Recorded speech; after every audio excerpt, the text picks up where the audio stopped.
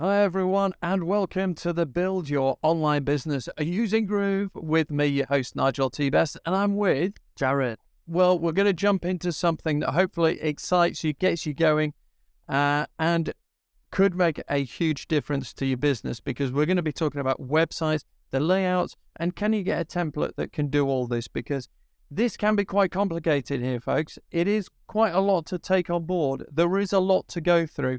So we're going to go through that today, go through the steps, some of the layouts, some of the whys and how-tos and reasons and all the rest of it, hopefully to give you a better chance of building your online business. All right, so here we go.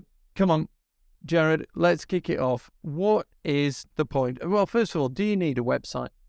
100% yes. I think we've said this in probably every single podcast so far, but mainly in this one, we'll continuously remind you, you do need a website. All right, so you've been told, folks, you've been told you need a website. And don't forget, we do have free training. If you want to go find that, just go to groove.builders/ I think it's start. Is it? Yes.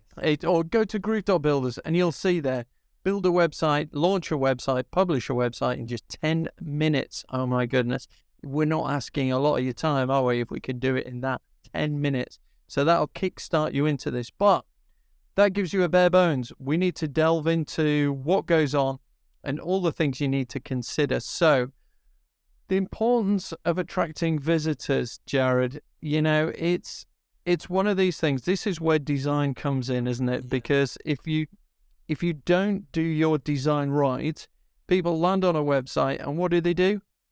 They'll just leave. Skedaddle. Exactly. So do you want to talk us through some of the things that you could do, some of the design elements that people need to think about? Well, firstly, I want to preference this with, if you have a bad design of your website, you might think, well, it doesn't matter, it does the job. But that does work in some cases, but to me, it matters very, very much, because when they land on your website, they'll give you a maximum of 5 seconds before they decide, right, this is crap, I'm out.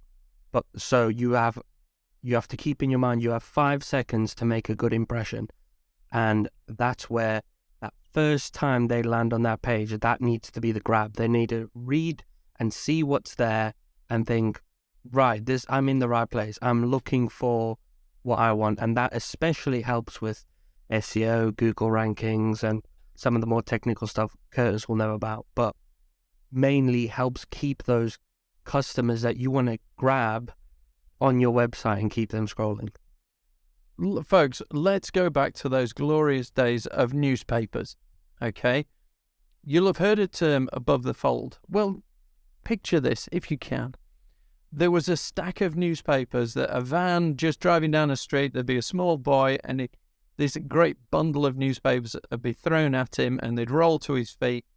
And what you would see is effectively the first half, so above the fold of the paper, you'd see the first half of the newspaper, wouldn't you? And anyone walking along, wondering whether to buy the newspaper or not, would take one look at basically half the front page, and they would probably look at a picture or read a headline.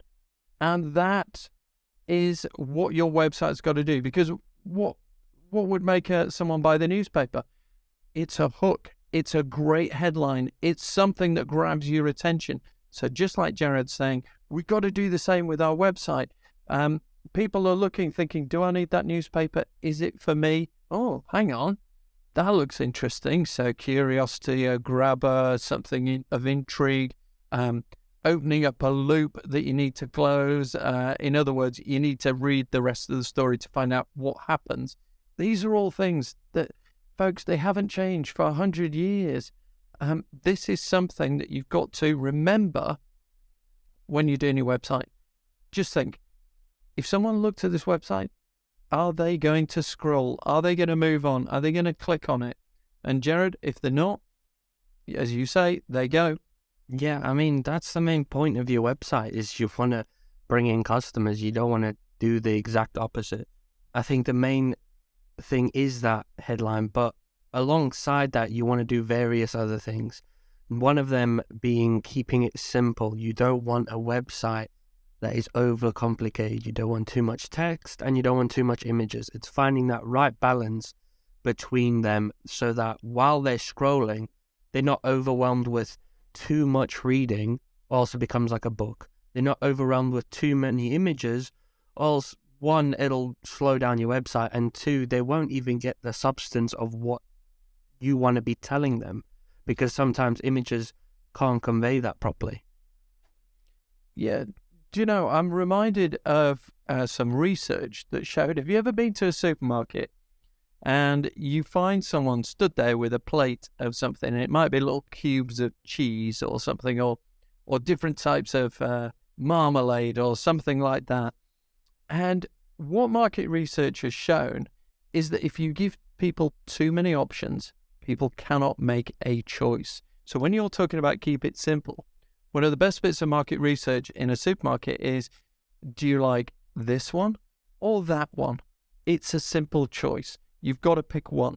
If I said, do you like this one, that one, the other one, and the other 12 that are alongside it, people go, do you know what? I can't remember. What did number 2 taste like? What did number 4 taste like? Oh, I'm not. And no one makes a decision. So you've got this sort of balancing act, as you say there, Jared.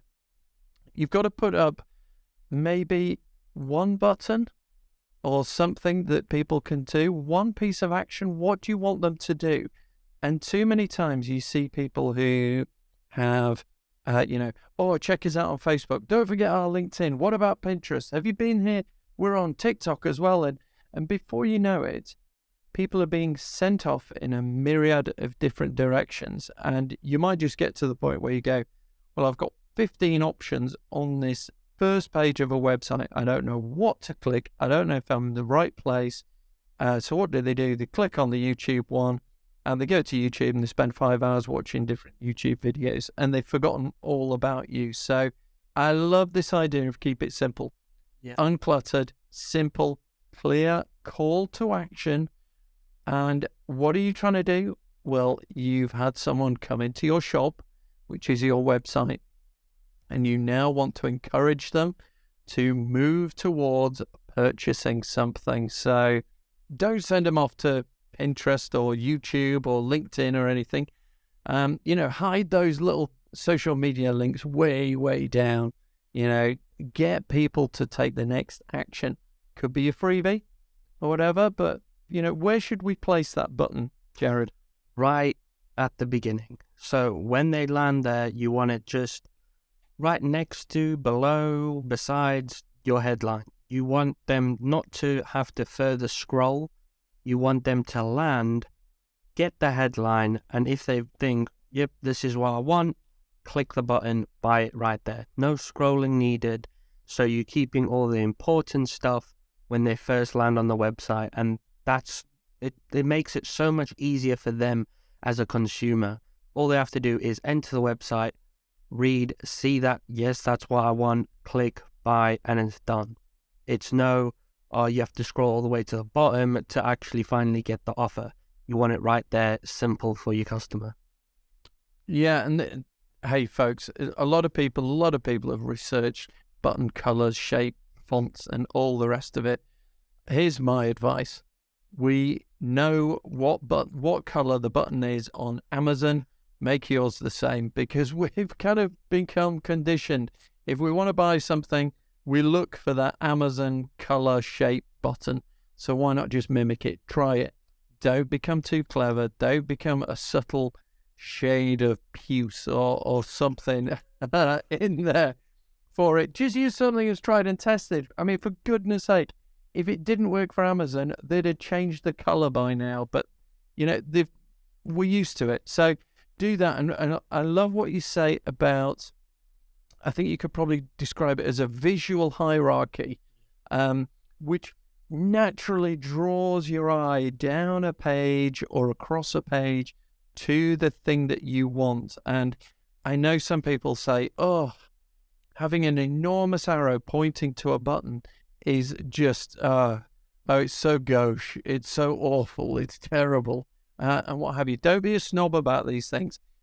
If that arrow makes it bloomin' obvious, then people do it.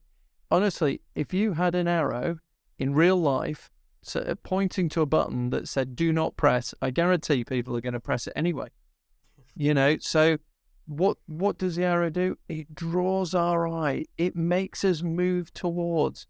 So some of these things you may say, "Oh, that looks awful," but the real question you need to ask yourself about any website layout is, does it work? Does it get people to take action? That's the key thing. Is it effective? That's the main word, is effectiveness. And sometimes the dumbest looking things are the most effective. And me as a designer personally, I hate that because I like over designing. It gives me a reason to be creative. But sometimes over designing just gets in the way of what is effective. You can change a button 50 times and just find that just making it bright red is the best option for you. You can make it go with your color scheme and still bright red is the best option for you, even though it doesn't make sense. Your whole color scheme is black and white and you have a bright red button. It just works. So don't let any creative choices or your mind wander off to something that isn't as effective. Yeah, perfect. So there you go, folks. There's quite a few things already that we've gone through, keeping it simple, but making sure that everything's above the fold, having call to actions, using visual hierarchies, but we've got more. These days, where do we look at websites? Well, it's that amazing device that's in your pocket, in your handbag, where on your desk. It's with you all the time, isn't it? I think people panic more about leaving their phone on the bus than they do leaving their kids on the bus, because we need our phone, don't we? And that's where people look at websites. So make sure that you've got it optimized for mobile use, because it's probably about 80% plus of people will first engage with your website on a mobile device. So it's one of these things. We talk about it in other podcast episodes. We talk about it in our Build membership. Don't forget, folks, you can join the Build membership. It's at groove.builders/build. You can join 30 days, get access to all the stuff for just $1. So an amazing intro offer there for you. But we talk about that. We talk about, how to do some mobile stuff and how to tweak it. So you have to fully optimize it for mobile, even down to the smaller things that people don't realize a lot of the time.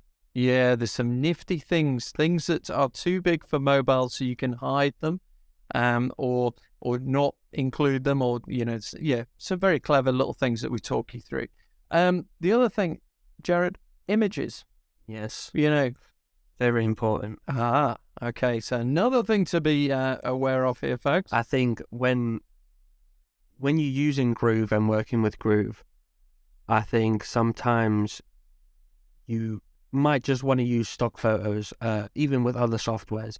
You just want to use a stock photo, get out there. Yes, it portrays my message, but when you actually view it, if it's pixelated at all, the trust with a customer will just be decreased. They will see that pixelated thing and think, one, they've not really tried. Two, this is a bit dodgy. Why is it all pixelated? Is there something wrong with my internet or something? And three, do they even care to change it or anything? It's very, very big to get the high quality pictures in there.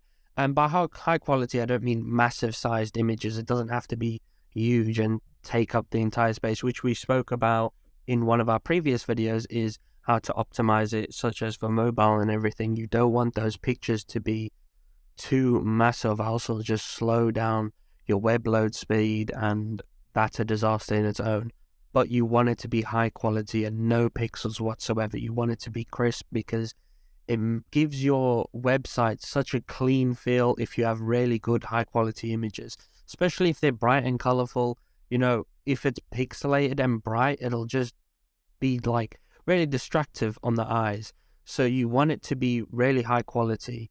You don't want them to miss what you're saying in the text because they're too distracted about this pixelated image of Nigel's face on the left-hand side. Yeah. If I were you, I'd hit the blur button and try and pixelate it even more. Make me look like something off a Crime Watch thing, you know. It looks like I'm in a lineup. But there you go. Now, WebP is one of the formats that we use that keeps the quality but somehow shrinks the image size. I don't know the jiggery-pokery behind that, the technical wizardry behind that. But it helps your load speed. And yeah, have a look at our podcast episodes where we were horrified at some of the things that we discovered about our website because some of the pictures, they weren't in the format that we thought they were. So it absolutely knackered our load speed, and load speed kills anyone looking at your website. People don't bother. You know, a couple of seconds, nothing's loaded. They go, oh, it must be broken, and they'll go back and opt out. So it's important. That does flow perfectly into our next one, which is optimize your page speed. Yeah, yeah. It is something that you've got to do, and any website builder, it's easy to make a horlicks of it and add in stuff and get it wrong and make a mess of things. Put in JavaScript, other sort of CSS. And if you're thinking, oh my God, this is technical. Yeah, it is. It is, folks. You've got to get your head around it.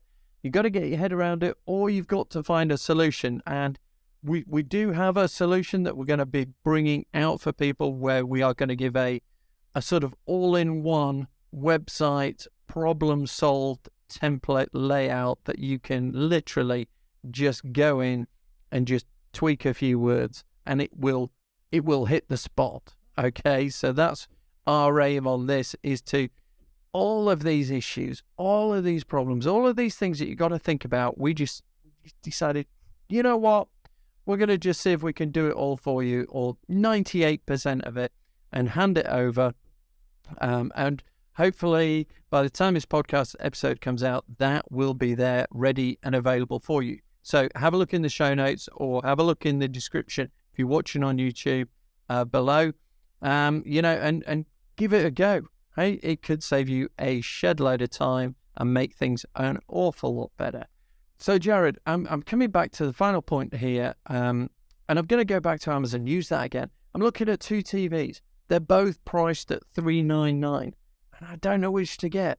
Obviously, I'm looking at images on the screen. They look the same. The quality of the image looks the same. How am I going to make up my mind? What am I going to do that's going to, what could influence me? And I'm going to tell you right here, right now, folks, because you're already screaming it out. It's the reviews, isn't it? How many stars? How many people have had a look at it? What do they think of it? It's known as social proof. Why is it powerful? Because very few people want to be the outlier. Very few people want to stick their head above the trenches and get shot at. Very few people want to be the wildebeest on its own, as opposed to in the group.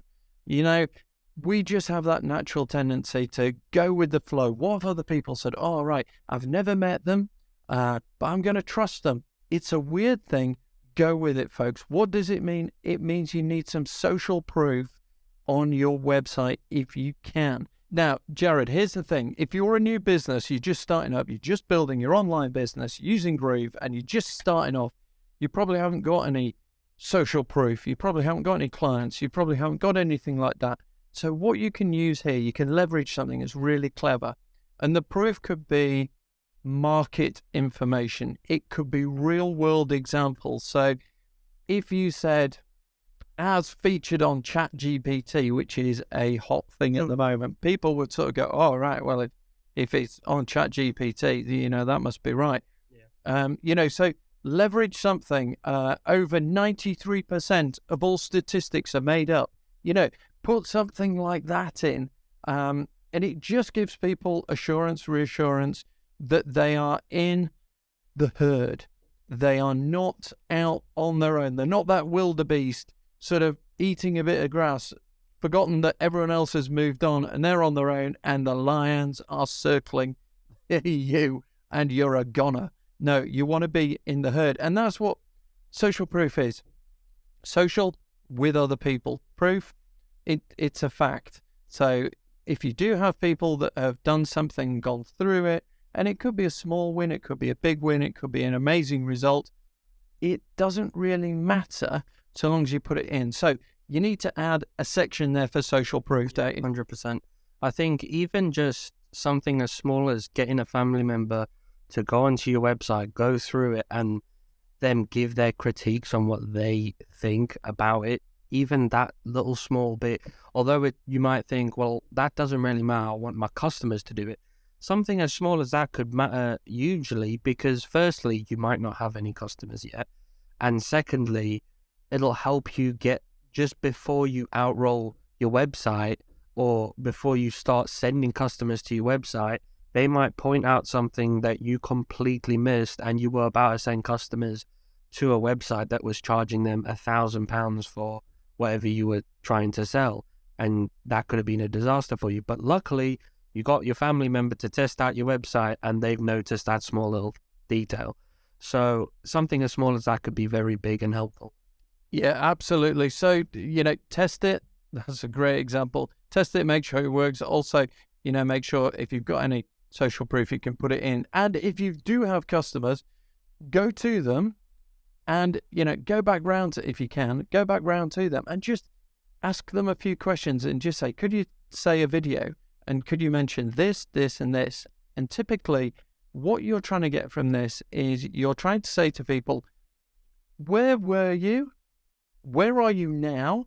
And what was it that gave you that enormous transformation? So essentially, what you're saying is, well, where were you? Well, I was struggling. I didn't have a website. I couldn't get the confidence to do it. Where are you now? Well, I've used Groove Builders and I've now got a website. It's up there with a button where people can buy things. I said, oh, how did you get from there to there? Well, it was Groove Builders. They gave me the training. They gave me the layout. They told me what to do, how to do it. And I had a website template from them that kickstarted it. And it just meant I went from nowhere, to somewhere. And it was incredible. And I'd recommend you use Groove Builders. Now, that is pretty powerful stuff. Hi, God. Yeah. Pretty powerful stuff, okay? That's what you're wanting to do. But, Jared, we're just going to quickly list. And if you're thinking, I think I can do a website. Well, don't forget, you've got headers, subheaders, you've got navigation, you've got hero sections, you've got the main body, you've got images to put in there, you've got layout, you've got buttons, you've got maybe a sidebar, you've got information in the footers, you've got stuff that appears above the fold, below the fold, you've got things that will grab people's attention, and you've got things that will direct people to the next stage. There is a lot to consider. And I know, Jared, when we talk to people, a lot of people get it conceptually, but then when we leave them on their own, they get lost. They don't do it. They get overwhelmed. They sort of think, it all sounded so obvious when he was talking about it. I can't remember what it is that I'm meant to do now. This is, again, why we're trying to put together the template for you that you need to get to help you get rid of all those issues and just go straight in to the point where you can now do the next step, which is drive traffic to that website, because that website will function. That website will do what it says on the tin, which is click this button and it links to my booking calendar and you can arrange an appointment. Click this button and you will get an email with a PDF attached to it. Click this button and you can buy my coffee mug or whatever it is. Okay, folks, that's what we're trying to do in this episode here about the importance of website layout, templates, design, and all those sort of things. We just wanted to say to you, there's a lot. Yeah. Don't be a martyr to, I'm going to do it all myself, because we've been there, we've tried it ourselves. It's much easier if someone gives you a hand. It's much easier if someone shows you the way. And it's much, much quicker in terms of getting results. So, here's another call. Here's a call to action. If you've enjoyed it, give us a review. If you're watching on YouTube, we'd love it if you could hit that subscribe button, share it, comment, put something in there, and just get the engagement up. It really does help. Even something as small as just if you go to our website and you don't like it, tell us why. Tell us if you thought, that's not really for me, explain to us why. Maybe send us an email saying, I saw your website, I thought it was rubbish, here's why. Obviously, we don't want hateful things coming through. We don't, limit the abuse. Yeah, 2,000 words. Send us dead rats in the mail or anything. But give us some constructive feedback on Folks, what you think about the website. Feedback is the breakfast of champions. You have got to be big enough to accept feedback and go, that's interesting. That's interesting. Do you know what? I'm going to reach back out to them because I think I understand what they mean, but I'm going to get a little bit more info, and I'm going to then take it in, consider it, and it could be that you completely change direction. It could be that you completely incorporate everything the person says. We are not politicians, so if some politician comes up with something, if you're on the opposition, your position is forever to argue the opposite. Rubbish. If someone comes up with a great idea, we will say, thank you very much. We're going to nick that and we're going to test it. And if it works, my goodness me, thank you so much for making that suggestion. And if you have gone through, created your domain name, share the link to your domain and, put your tin hat on and get ready for a bit of feedback. But it's all good. That's what we do in our group. So if you join the build, if you come into the lives, a lot of the times we have members that show us live their website and we'll give them feedback right then and there on what we think would help them better their website. Or we sometimes jump in ourselves and edit their live for them to help them out. So that share screen thing where you can actually go in and your mouse can operate their screen sort of thing. It's incredible. So we've done it with Curtis on some technical things. Yeah. Where he's gone in and he's tweaked it there and then on the live Q&A sessions. It's great. This is just like a big sales fest, isn't it? For our membership, the Build membership. But this is it. What we're finding, folks, is we're trying to take away the obstacles, trying to take away the hurdles. And for some people, they get stuck on some technical little bit and mentally they cannot move on to the next section until this little image is moved 3 pixels to the left and down 2 pixels or whatever, and people get stuck on it. And we totally understand because it's annoying. You don't want to give in and you get to beat the damn thing. But sometimes it's far easier to just ask, get the help, move on, and get to the point where you are selling and you are building your online business using Groove. And I think that's enough, Jared. So my name's Nigel T. Best. I'm Jared. And we will see you in another episode very soon. All right, take care, folks. Thank you. Bye.